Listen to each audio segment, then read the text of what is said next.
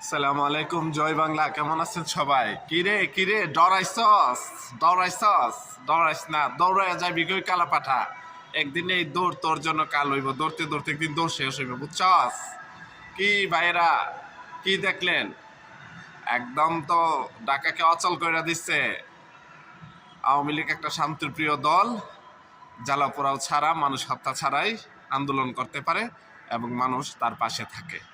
এই যে ঢাকাতে গুটি কয়েকটা সিএনজি ছাড়া কোনো বাড়ি যানবাহন চলে নাই, আর মানুষ তো একদম রাস্তা অবরোধ করে মশাল মিছিল থেকে শুরু করে দিনে সন্ধ্যা পর্যন্ত একদম লকডাউন পালন করছে স্বতঃস্ফূর্তভাবে।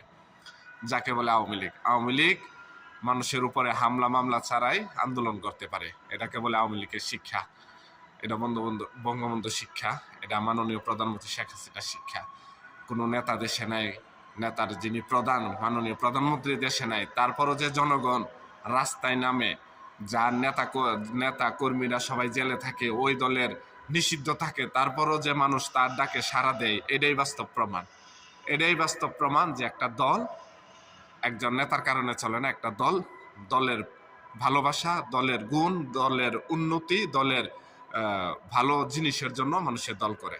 আওয়ামী লীগ স্বাধীনতার পক্ষে ছিল, স্বাধীনতার পক্ষে থাকবে এবং সবসময় স্বাধীনতার কাজ করবে।